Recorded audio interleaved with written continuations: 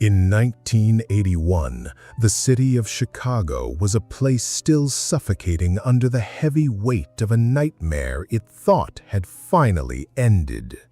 Just 2 years prior, police had dragged 29 victims out of the crawl space of a seemingly normal, jovial contractor named John Wayne Gacy. The city had collectively exhaled, believing the ultimate evil had been caught. They believed the streets were safe again. They believed the worst was over. They were wrong. Evil does not simply disappear when a monster is caged. Sometimes it metastasizes. It spreads like a virus to those who stood quietly in the background, watching, learning, and waiting for their turn. One of the men who had stood in that background was an 18-year-old construction worker. He was quiet, unassuming, and desperate for approval. For a time, he worked directly under John Wayne Gacy. He spent days in that house of horrors, entirely aware of the dark reality seeping up through the floorboards. But instead of running to the police, instead of fleeing in terror, this young man found himself captivated. He didn't just admire Gacy, he idolized him. He studied him. His name was Robin Gecht. When Gacy was arrested, Robin Gecht was left without a mentor. But he had learned the most terrifying lesson of all, how easy it is to make a human being disappear in a crowded city. How easy it is to hide in plain sight. But Gecht did not want to be a lone predator hiding his secrets in the dirt. He had a darker, more grandiose vision. He didn't just want victims, he wanted disciples. He wanted to be a god. Gecht began to recruit. He found men who were societal outcasts, men with low intelligence, easily manipulated, deeply insecure, and harboring a latent, bubbling hatred. He found Edward Spreitzer, a man who had lost his job and his way. He found the Cocorales brothers, Andrew and Thomas, 2 men so devoid of a moral compass that they were essentially blank slates, waiting for someone to write a doctrine of violence upon their minds. Together, these 4 men formed a brotherhood forged in the absolute darkness. They would not become known as mere criminals. They would become known as the Chicago Rippers. And what they would do over the next 2 years would make seasoned homicide detectives, the very men who had excavated John Wayne Gacy's home, weep openly at crime scenes.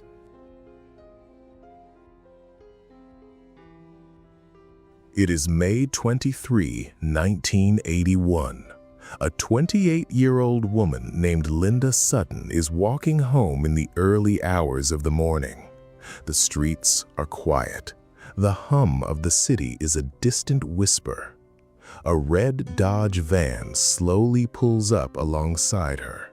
In the early 1980s, a van slowing down beside you in the dark was an unsettling sight. But it wasn't an immediate death sentence. Not yet. The side doors slide open. Before Linda can register the danger, multiple pairs of hands reach out from the darkness of the vehicle. She is violently dragged inside. The heavy metal doors slam shut, instantly cutting off her screams from the outside world. 10 days later, Linda Sutton's body is found in a field in Villa Park. The condition of her remains is so profoundly disturbing that the police immediately realize this is no ordinary crime. This is not a robbery gone wrong. This is an act of ritualistic cruelty. Her body bears a horrific, specific signature, a trauma so severe it leaves investigators frozen in shock. The police are baffled. They have no suspects, no witnesses, and no motive. They don't yet know about the red van. They don't yet know about Robin Gecht and his disciples. The Ripper crew has tasted the thrill of the hunt, and the high it gives them is intoxicating. For the next year, the red Dodge van becomes a phantom roaming the streets of Chicago and its suburbs. They cruise aimlessly, 4 men sitting in the dark, hunting. They look for women walking alone, women waiting at bus stops, women leaving their shifts at local diners. On May 15, 1982, 21-year-old Lorraine Borowski is walking to her job at a real estate office in Elmhurst. It is broad daylight. It is a beautiful, clear morning. The van pulls up. The doors open. A witness hears a muffled scream and sees a red van speeding away. When police arrive at the scene, all they find is Lorraine's purse, her keys, her shoes, and scattered coins on the sidewalk. She has vanished into thin air. Just weeks later, another woman, 30-year-old Shui Mok, goes missing after an argument with her brother on a busy street. The van takes her too. Then comes Angel York, then Sandra Delaware. The disappearances are piling up. The victims, when they are found months later in remote woods and shallow graves, all bear the same horrific, singular signature, that brutal, unmistakable trauma. Panic begins to grip the city. Women are terrified to walk to their cars. Locksmiths are working overtime, but the police are chasing a ghost. The attacks seem entirely random. The victims have no connection to one another. Different ages, different races, different neighborhoods. The only common denominator is that they were all violently erased from the earth by men who left no trace behind. But what the police and the public cannot possibly fathom is what is happening in the time between the victims being pulled into that van and their final resting place. Because the crime itself was not the primary goal of the Ripper crew. The crime was merely the conclusion of a religious service.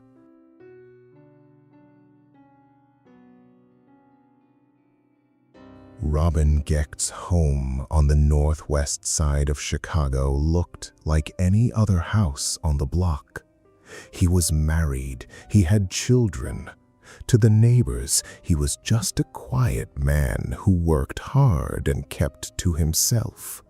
But the attic of that house was not a storage space. It was a temple. Gecht had constructed a makeshift chapel under the eaves of his roof. The walls were draped in heavy red and black fabrics. At the center of the room stood an altar, constructed and decorated with occult symbols. There were candles, heavy iron shackles, and sinister instruments laid out with terrifying precision. When the red van returned to Gecht's home in the dead of night, the doors would open and the terrified, blindfolded victim would be carried up the stairs, past a sleeping wife and children, and into the attic. Once inside, the true horror of Robin Gecht's cult was unleashed. He would don a specialized dark hooded robe. He demanded that Spritzer and the Cocorales brothers address him not by his name, but as their master. Gecht would read from what he claimed was a dark, satanic text. He preached to his 3 followers that to gain absolute power, wealth, and immortality, they had to offer a sacrifice to the underworld. And their master required a very specific offering. The women were strapped to the altar. What followed were hours of unimaginable systematic torment. Gecht would lead the rituals, orchestrating the violence with the calm, terrifying precision of a fanatic. But the climax of the ritual, the reason the victims were found in such a specific state, was the sacrament. Gecht would use a garrote wire to construct a makeshift tourniquet. and he would inflict an unthinkable, permanent physical trauma upon them. But it did not end there. Gecht would place the remnants of this trauma into a wooden box he kept on the altar. He would then force his followers to participate in a grotesque, unholy communion. They would partake in an unspeakable act, believing, under Gecht's hypnotic control, that they were absorbing the life force of the women, that they were cementing a dark pact with the devil himself. This was their bond. This was the dark secret that tied the four men together. Spritzer and the Cocorales brothers were not just accomplices, they were completely brainwashed zealots who believed Robin Gecht was a conduit to the underworld. They feared him, they revered him, and they would do absolutely anything he asked. For nearly 2 years, this attic saw horrors that defy human comprehension. Up to 18 women are believed to have been carried up those stairs. None of them ever walked back down. The Ripper crew believed they were invincible. They believed dark forces were actively protecting them, shielding their red van from the eyes of the police, making them invisible to the law. And for a terrifyingly long time, they were right. Until they made a mistake. Until they took a woman who simply refused to die. It is September 5th, 1982. Beverly Washington is walking home. She is a mother, fiercely dedicated to her children, and she has survived hardships in her life. She is strong. The red van spots her. The doors slide open. The hands reach out. Beverly fights back, but the sheer force of the four men overwhelms her. She is thrown into the back of the van, bound and blindfolded. She is taken to the attic. For the next several hours, Beverly Washington endures the exact same nightmare that had claimed the lives of over a dozen women before her. She is subjected to the crew's horrific signature ritual. The physical toll is catastrophic. The pain is beyond anything the human nervous system is designed to withstand. Gecht and his crew believe she is gone, or at least close enough to the end that it doesn't matter. They carry her broken body back down the stairs, load her into the van, and drive to a desolate stretch of railroad tracks on the south side of Chicago. They toss her onto the freezing gravel, get back in the van, and drive away to sleep in their own beds. But Beverly Washington is not gone. Lying on the jagged rocks, her life slipping away, Beverly makes a choice. She thinks of her children. She refuses to let these monsters be the last thing she ever sees. Against every physiological odd, she forces her eyes open. She drags herself across the tracks inch by agonizing inch. She ignores the catastrophic trauma to her body. She uses pure, unadulterated human willpower to keep her heart beating. Hours later, a passing train engineer spots a crumpled figure. The police and paramedics are rushed to the scene. When they find Beverly, they are horrified. The veteran paramedics do not believe she will survive the ambulance ride to the hospital.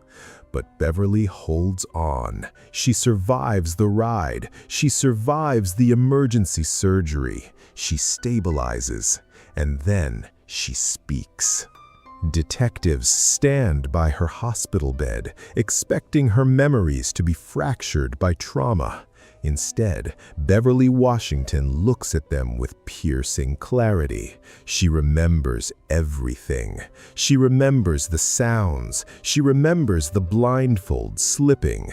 She gives the police the Holy Grail, a description of the men, and more importantly, she describes the vehicle, a red Dodge van. Armed with this information, the Chicago police launch a massive, targeted manhunt. The Phantom finally has a shape.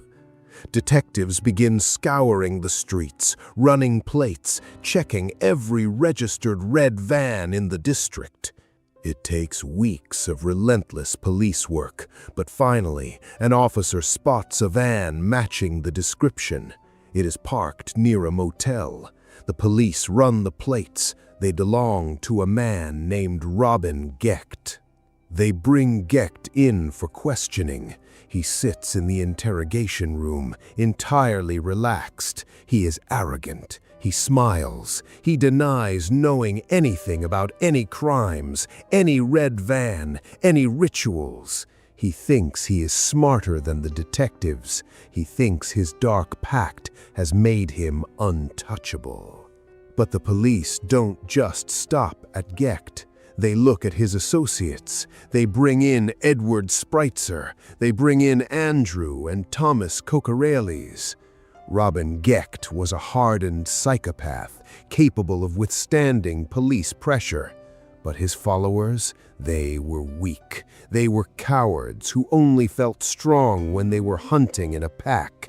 The moment the detectives separate the men and begin to apply pressure, the Dark Brotherhood shatters. Thomas Cocorales is the first to break. Sitting in the sterile, brightly lit interrogation room, completely separated from his master, the illusions of satanic invincibility evaporate. Thomas begins to talk, and once he starts, he cannot stop. The detectives sit in stunned, sickening silence as Thomas casually details the horrors of the attic. He tells them about the altar. He tells them about the mutilations. He tells them about the unholy communions. He confesses to the fates of Lorraine Borowski, Shui Mock, Linda Sutton, and others. He gives up his brother Andrew. He gives up Spreitzer, and he points the finger squarely at Robin Gecht as the mastermind. Thomas breaks next, corroborating every horrifying detail. Then Andrew. The police raid Gecht's home. In the attic, they find the terrible truth exactly as the followers described it. The dark altar, the red and black walls, the undeniable forensic evidence that proves this was the nightmare room where Chicago's most vulnerable women were taken. Robin Gecht never confesses. Even as he is dragged into court, even as his own disciples testify against him, Gecht maintains a cold, reptilian silence. He is convicted of the brutal attack and attempted murder of Beverly Washington, largely thanks to her incredibly brave testimony in court. He is sentenced to 120 years in prison. Edward Spreitzer is sentenced to death, which is later commuted to life in prison without parole. Andrew Cocorales, the most violent of the followers, is sentenced to death. In March 1999, Andrew is strapped to a gurney and executed by lethal injection. He takes his last breath knowing he's the very last inmate to be executed in the state of Illinois before the state abolishes the death penalty. But it is the fate of the fourth man, Thomas Cocorales, that leaves a permanent, chilling scar on the justice system. Thomas, the man who helped snatch women off the street, the man who stood in that attic and participated in the darkest rituals imaginable, made a deal. Because he was the first to confess, because he provided the testimony needed to lock up the others, his conviction is eventually overturned on appeal, and he strikes a plea bargain. He pleads guilty to a single count in exchange for a 70-year sentence. In the American justice system, under the laws of the time, inmates could receive day-for-day good time credit. Decades pass. The Chicago Rippers fade into the dark annals of true crime history. The attic is dismantled. The red van is crushed. The families of the victims try to heal.